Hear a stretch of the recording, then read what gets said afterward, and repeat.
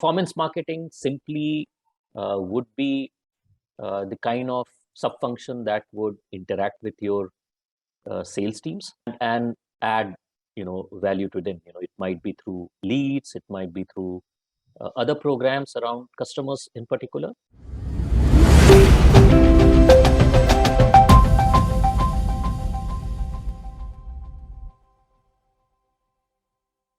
Hello and welcome to this episode of the Vision Board.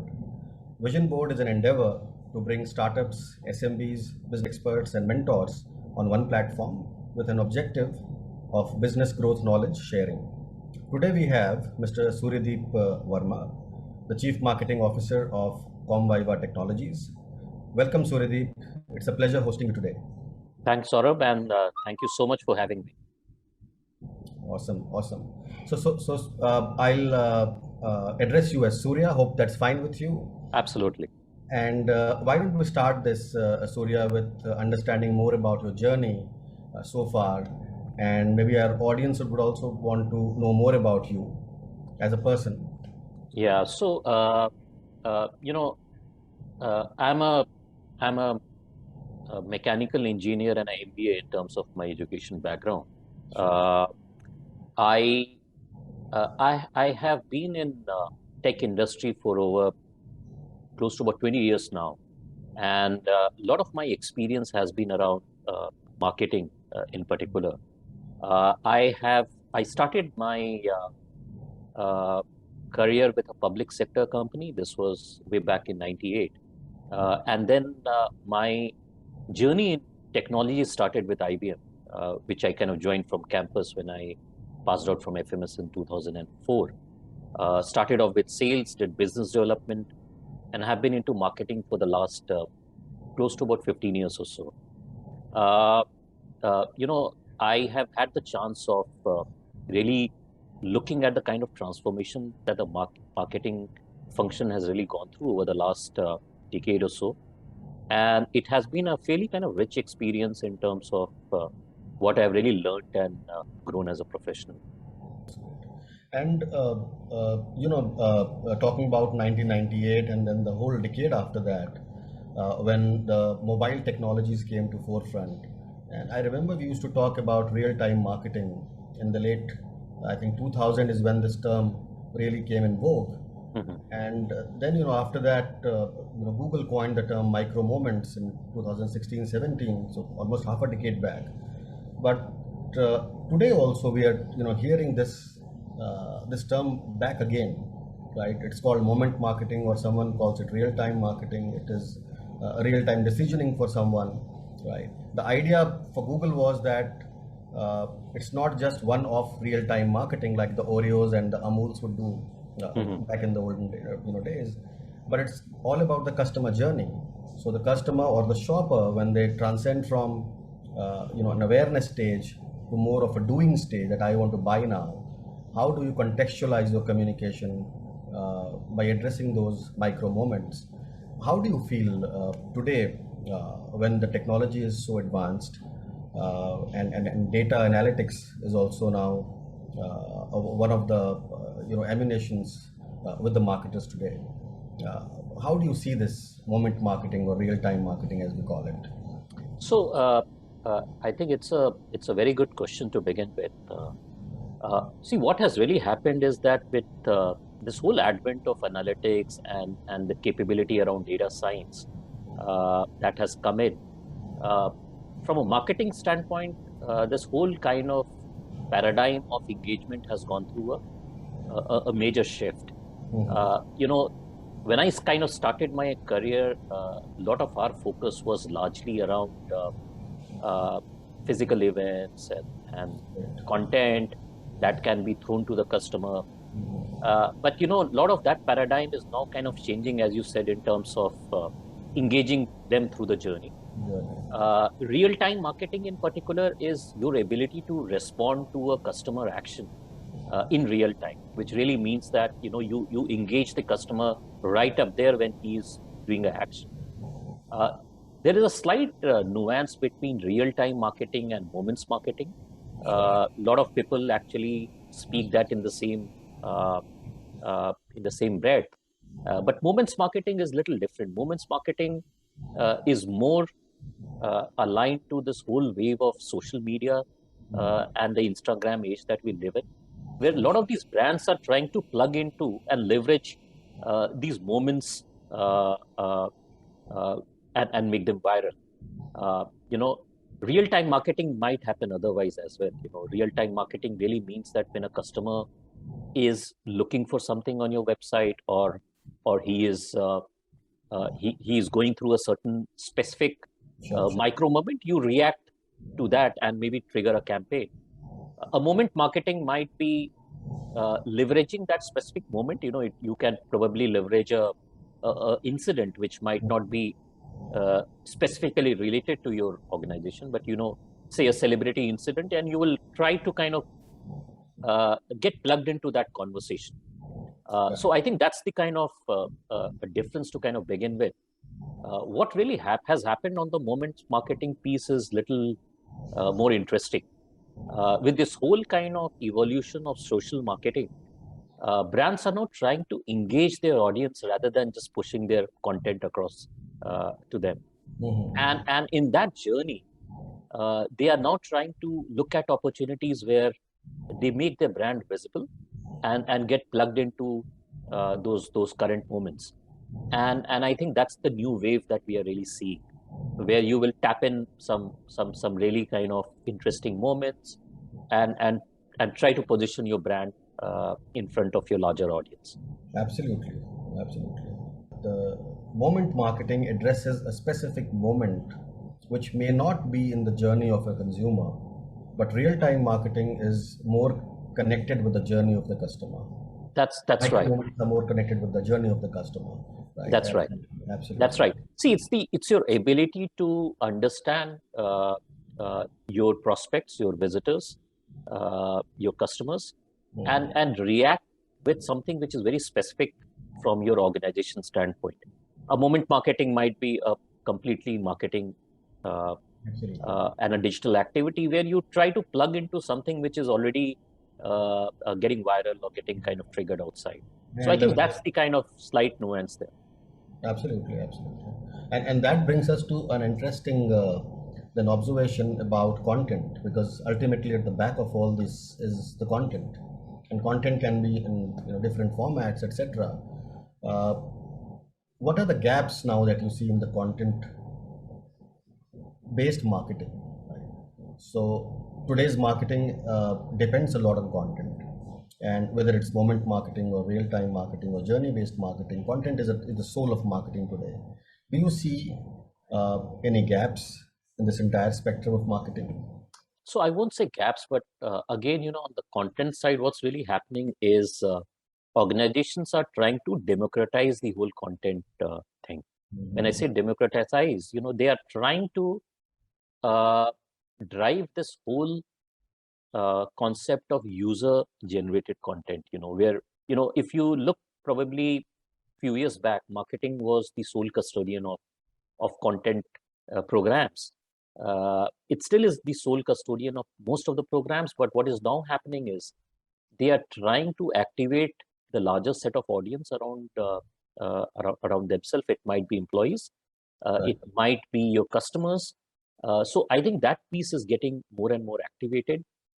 In terms of challenges, I think having quality content, having contextual content has always been a kind of a challenge. With particularly in the last 2 years with COVID coming in, most of the organizations have moved from digital first to digital only now, and that has really created a whole bunch of social and digital focus, where from a consumption standpoint, your audience is really getting fatigued with all the content that is really being thrown at them. So I think the distinction there is, how do you create something which is remarkable, which is differentiated, and building that kind of a content is pretty much the biggest challenge for marketing organizations today.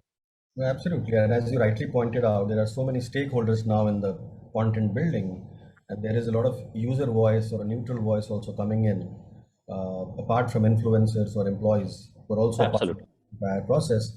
I think one of the challenges that marketers face is how to create a trustworthy, believable, and valuable story for the end user, deriving content from all these places. I think that, Absolutely, absolutely. Authentic content, something which which really kind of represents your organization, and something which would be remarkable as well.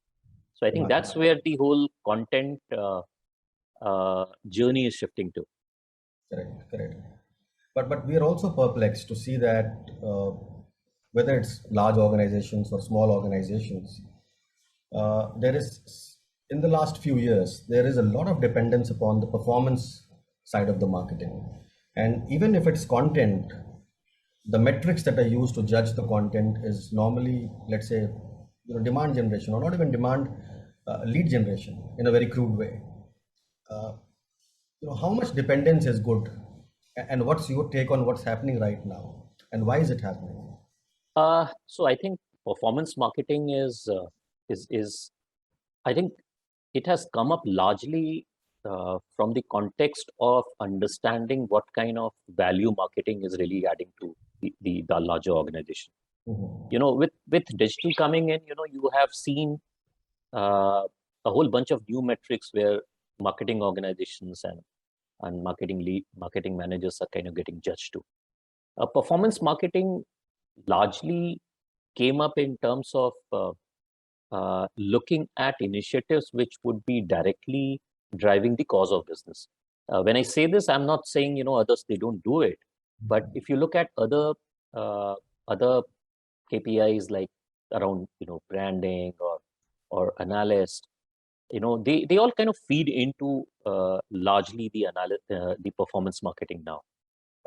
Performance marketing simply would be the kind of sub-function that would interact with your sales teams and add value to them. It might be through leads, it might be through other programs around customers in particular. uh, I think so that is what is really kind of coming up, particularly in the tech side, Mhm. where organizations are now looking at marketing and say, how do I really look at something where I can see a very direct correlation in terms of what the function is doing and what I'm really getting into. The second part, in terms of over dependence, yeah, I think there is a larger vision when you look at marketing, and you can easily get lost in some of these conversations where you look at some of these metrics, but that becomes so focused uh, that some of your other important metrics that feed into performance and really kind of drive that get compromised. And I think that might get very myopic when you look at a lot of these organizations. So I think there is a little more holistic perspective and marketing needs to look at. And uh, branding, say for example, is something that uh, is is uh, is really essential to kind of fuel performance marketing. And you really need to kind of ensure everything works in in in uh, uh, in synergy. Yeah, absolutely, I agree with you. In fact, specifically from the B2B perspective, we have observed that it's not a game that marketers can play in the sense that they're going to dig the well every day and get out leads and enable the sales team. But it's more like a consumer enablement or consumer assistance game that marketers need to play, which means that if you assist the consumers or the buyers, if you enable them to take the right decisions through knowledge driven conversations, etc., you don't really need to invest so much into performance marketing, because eventually people are, in general, they don't just see a form and fill it up and then you make a sale. That doesn't happen that way.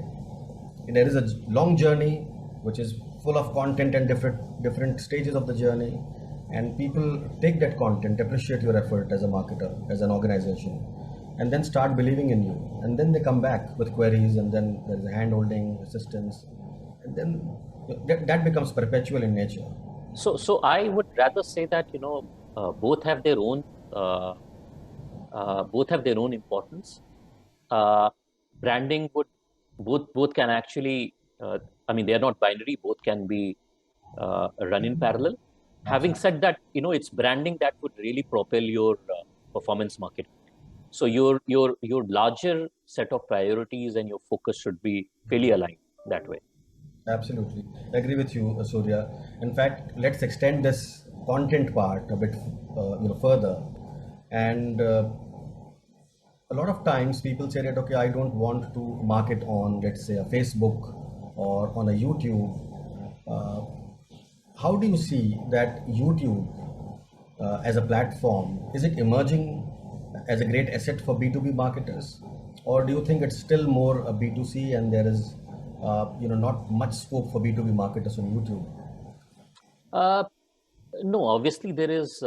I mean, B2B marketing is B2B marketers are kind of leveraging YouTube fairly strongly.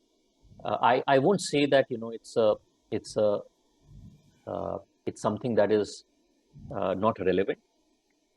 Having said that, I mean what I really kind of am noticing that it becomes a platform where your messaging can get easily diffused. At times, you want to kind of ensure that the kind of audience that you are nurturing, you don't lose those audience across two social platforms. So, in social, what really happens is it's very easy to lose your audience because there are recommendations that kind of come in from the engine and so on. So, video as a content obviously is kind of taking off. I think on the YouTube side, if you're really looking at your top of the funnel kind of activities, I see marketers kind of running that campaign, depending upon the kind of industry that they're into. But particularly on the B2B side, if you want to be really focused, I think marketers are trying to keep it as a part of their own kind of own assets, own properties. They're rather kind of creating microsites and platforms where they can kind of drive the whole kind of audience. But YouTube obviously is the most popular medium when it comes to hosting your videos and kind of uh, uh, syncing them with your website. But it's the larger storytelling that you need to really kind of drive, and that's where I have seen organizations looking at their own kind of set of microsites and assets and platforms to kind of drive that. Absolutely. Agree with you, Surya. In fact, in one of our earlier interviews, one of our guests stressed upon the emotional side of marketing in B2B. And I think I can correlate that, when you present your human side of the organization, I think YouTube is a splendid platform to showcase your employees and the culture of your organization, because that also indirectly influences your buyers. And I think from your from our conversation, I'm also figuring out that YouTube can become a kind of a hub for the users after they buy our products, because they would want to know how to use that product more effectively. There would be troubleshooting questions for which they would not want to call up anyone.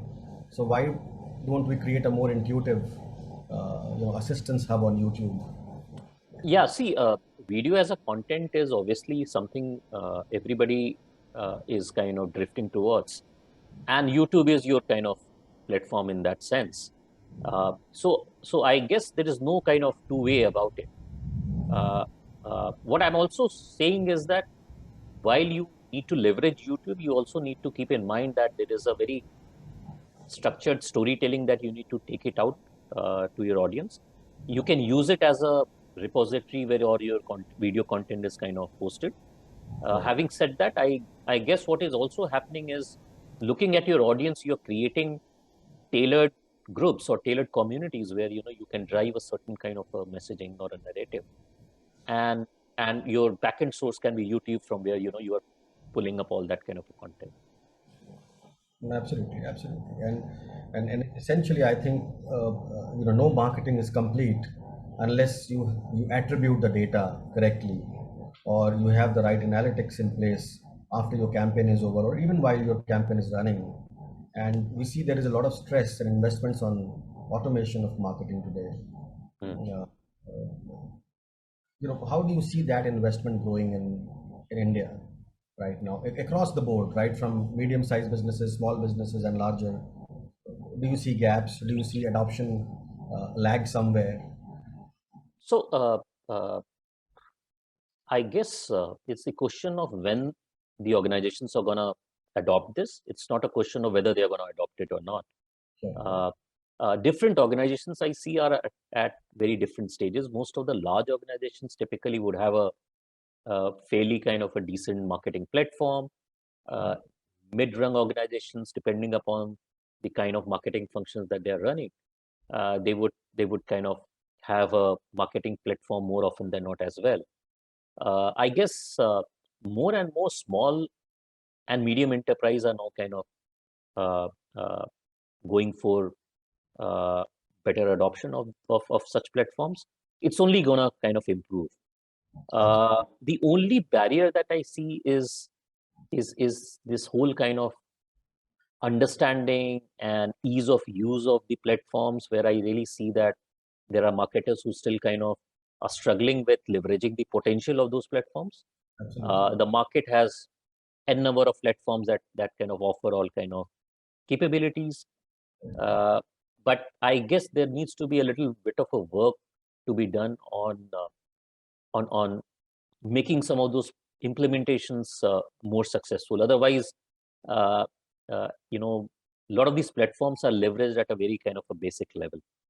But I guess with every passing year, we are seeing much greater adoption, and it's only gonna be kind of increase exponentially. It's not whether companies are gonna go; it's only a matter of time. Yeah. Absolutely, absolutely. And I think along with automation comes the challenge of data, because the data is coming from your chatbots, from your social platforms, from your channel, and unless that is managed well, your automation cannot work. Correct. Correct. Uh, is there a challenge there also that you're seeing that the marketers are facing, or do you Uh, see I, going there? I guess it's more in terms of what do you do with that data. See, uh, I guess most of the uh, marketing teams are conscious of the fact that you need to be completely data driven, data aligned. I see a little bit of a I see a little bit of a skill gap in terms of how do you really drive that. I mean, there is one gen of organizations which are really doing it very well. Right. Mostly, I will say organizations that are SaaS driven or large enterprises who have really put in place some very structured processes to kind of go behind that. But on the other side, you also see organizations who are discovering some of these, uh, right? And I guess, I think, uh, uh, nobody disputes the fact that, this is the way forward, this is the future. It's just that, they need to get their hand dirty and figure out way to leverage some of that data as per their whole kind of business construct, right? Something that may have worked for a company A may not be, exactly relevant for B. Correct. So what kind of data do you really kind of need, and how do you really leverage it back to the business in terms of outcomes is what is relevant. That's absolutely. I think that's an ongoing trend, Yeah, and I have also seen that a lot of times data from sales people resides in a different system. Data from channel hardly ever comes by, or if it comes, then it's somewhere else. Data from exhibitions is lying somewhere else. Chatbot data is not integrated with automation at times. All this is a real challenge for us, all the yeah, marketing. yeah, As yeah. you rightly pointed out, we need to invest in some kind of a data management skill set also at one stage, uh, Correct. justice to automation.